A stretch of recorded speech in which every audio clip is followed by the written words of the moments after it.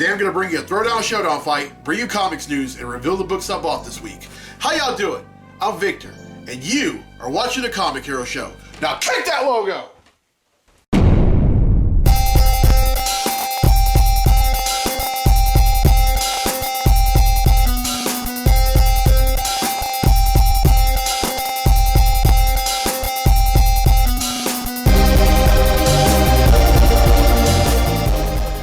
Welcome to this edition of the Comic Hero Show. I'm your host, Victor Noe, and I am the Comic Hero.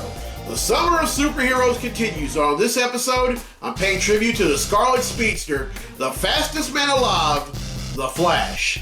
And this is a Flash comic hero tee, and inside the speech bubble you have some lightning bolts, and then I have some lightning bolts on the sleeves to pay tribute to John Wesley Shipp's character on the Current Flash series that plays the Flash from Earth 2, Jay Garrick. And to go along with it, this Flash hat. Now, speaking of John Wesley Shipp, a year ago I wore this shirt to GeekCon, and I got a chance to meet him, Helen Slater, and Christopher Judge, just to name a few. And definitely going back to GeekCon. It's this coming weekend. It's at the Shreveport Convention Center in downtown Shreveport. Come on out, I guarantee you're going to have some fun. I mean, there's also going to be some cosplay models. Bounce houses for some of the little kiddos, and well, that's pretty much the gist of it. I mean, there's probably no telling what else they're going to have. There's probably going to be some face painting, selling some vintage comics, vintage anime, action figures, pop vinyls, you name it. I haven't seen it. I don't know a con that doesn't have it. And this shirt was in a poll with the Incredible Hulk comic hero tee, and this received more polls. Now the polls are on social media, so if you follow me on social media, I'm on Facebook, Twitter, Instagram, and Tumblr. And next week I'll have 2 more shirts. Now I'm not going to give away a free t-shirt because this is an odd numbered episode. However, I will let you know what the free tee question of the week is. Who is the third actress to play the role of Catwoman on the 1960s Batman TV show? Everyone who answers correctly will be entered in a drawing for a free tee on episode 270. Now, D'Angelo Ballou from Youngstown, Ohio has requested a Comic Hero Throwdown Showdown fight, and this one features the strongest woman in the DC Universe against one of the strongest women in the Marvel Universe. And they may not be ladies, but they're all women. Representing DC, we have Wonder Woman. And representing Marvel, we have the Invisible Woman. These two are going to duke it out in a segment I like to call the Comic Hero Throwdown Showdown. Welcome to the Comic Hero Throwdown Showdown. Today, it's Wonder Woman versus the Invisible Woman. Wonder Woman possesses superhuman strength, speed, stamina, durability, endurance, agility, reflexes, reactions, intelligence and senses, regenerative healing factor, invulnerability, immortality, is a master martial artist, flight, the lasso of truth, indestructible bracelets, projectile tiara, sword, and shield. The Invisible Woman possesses invisibility, projective invisibility, and invisible force field projection, which bestows the ability to generate protective invisible shields and invisible energy constructs, as well as the power to control and manipulate objects. Who will win? This fight would start off with hand-to-hand combat, which Wonder Woman has the upper hand with. However, with every punch and kick that Wonder Woman attempts, the Invisible Woman blocks them all with her force fields. Wonder Woman resorts to her sword and shield, but the same result. Wonder Woman then grabs her lasso of truth, but the Invisible Woman turns it invisible, grabs it, and turns it visible again. This angers Wonder Woman and she resorts to her superhuman strength and speed to take the Invisible Woman down, but the latter traps her inside of an invisible force field. That is a big mistake. The reason? Wonder Woman is definitely afraid of closed spaces and being cornered. She then takes off her bracelets and becomes living thunder. This is a power she inherited from her dear old dad, Zeus. She easily breaks out of the force field and knocks the Invisible Woman out cold. Wonder Woman wins, and that concludes this fight. on the Comic Hero Throwdown Showdown. Alright, well, I hope you enjoyed that fight. I'll have another fight for episode 271. Alright, now it's time for Comically Speaking, so without further ado, let's talk comics!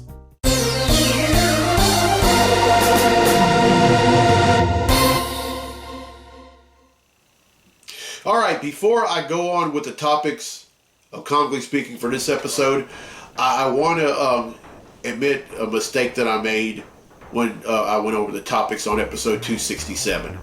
I was supposed to show y'all a photo of Hugh Jackman handing over the reins of Wolverine to Taron Egerton.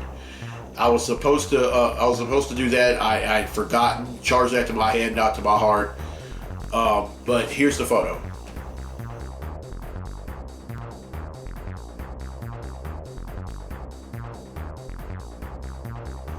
Now there you go.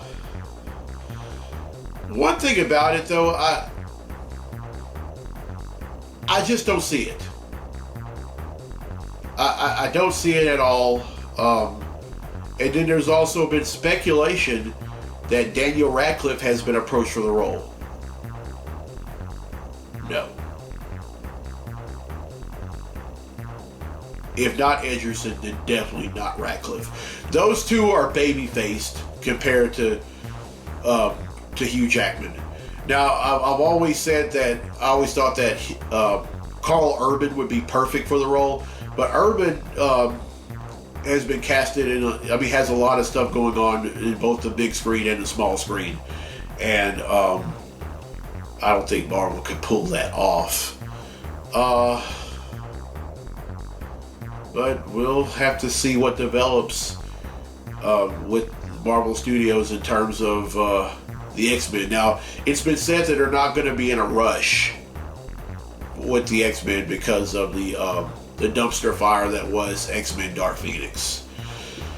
Then there's the photo, and I kind of have mixed feelings about it. But now on to the topics for this episode. Alright, the first thing, Helen Slater has been approached about playing an elderly Supergirl for Crisis on Infinite Earths. Even though she plays Supergirl's adopted mother on the TV show, I think she could pull this off.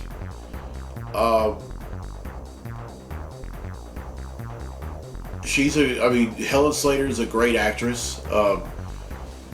Of course, she played the lead role of Supergirl in the 1984 movie, and she also. And here's the thing: she's not only a great actor.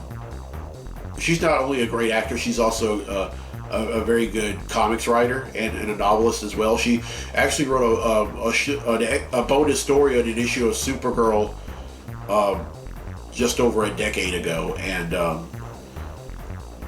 I think that she could possibly pull it off. Let's hope so. Alright, now the second thing.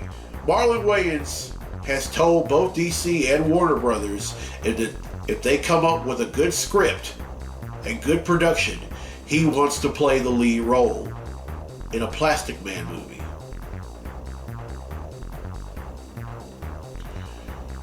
Now, do I think that that's a great idea? Heck yeah! You look at it, like Marlon Wayans, it looks like he was bored to play that role. And here's the thing about Plastic Man. Now, granted, Plastic Man is a white character, but there's nothing wrong with diversity. If you, I think that, if they add some diversity to the character, and make him black, and then cast Marlon Wayans, it would still be a hit. I don't care what anyone says. I would definitely go to see it. Not only would I go to see it, I would buy it on DVD when it comes out. But DC, Warner Brothers, Marlon Axel, hey, go ahead. Get a script ready. Get some production done. And then cast Marlon Wayans. It still be a hit. I don't care what anyone says. Sign him up.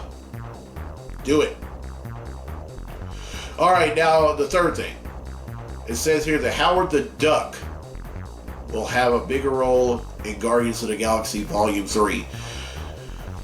The only thing I'm going to say about that is this. Let him have a bigger role. Let him be relevant, but don't let him be too relevant. We all saw what happened when they made him too relevant when they gave him his own movie in 1986. So Marvel, if you make him relevant, don't make him that relevant. Please don't. All right, and the last thing, Henry Cavill is reportedly being eyed to play U.S. agent in Marvel Studios. And now y'all are probably thinking no, just no. But and at first, that's what I thought. That's what I thought as well. But then I started thinking about when he played the lead character in the movie based on the TV show The Man from U.N.C.L.E. I thought about, he was brilliant in that movie. And, I saw, like, some of the fight scenes in there. I mean, Cavill was just on it. And I think that he would be great playing U.S. Agent. Now, for those of y'all who don't know who U.S. Agent is, U.S. Agent is pretty much a somewhat irrational version of Captain America. At one point, and his real name is John Walker, and at one point, John Walker was Captain America. But when Rogers took back the shield and the mantle, he said, "Hey, you're a great fit. You're just not a fit to be Captain America. I'm the real Cap." So he took on the mantle of U.S. Agent, and I think Cavill would. I think he'd be great. I think he'd be great as U.S. Agent. Now they're probably going to Now the way I see it, they're probably going to debut him in the upcoming series from Disney Plus called The Falcon and the Winter Soldier. I mean, come on, they would have to. I mean, it would only be right. And I think the way and if I might be wrong, but if they're going to debut John Walker in an episode of The Falcon and the Winter Soldier, it would probably be for the sole purpose of taking the shield away from the Falcon. But who knows? I mean, would I like to see it? Yeah. Definitely. Alright, that's it for Comically Speaking. Now let's get to the comics I bought this week. Comic books I bought this week.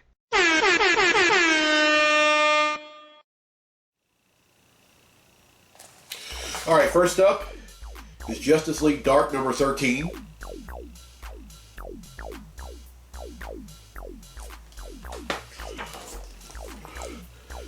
Friendly Neighborhood Spider-Man number 9.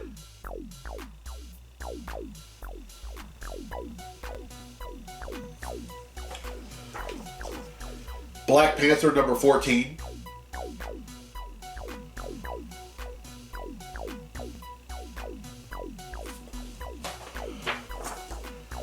Avengers number 22.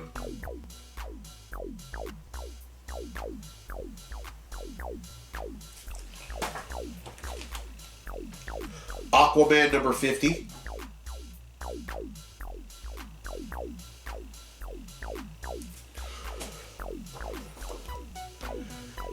Detective Comics number 1008.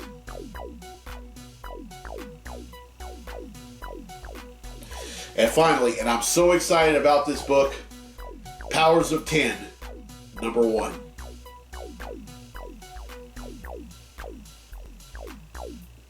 Alright, that's 7, which brings the total number of comics that I bought since December of 1997 to 9,513.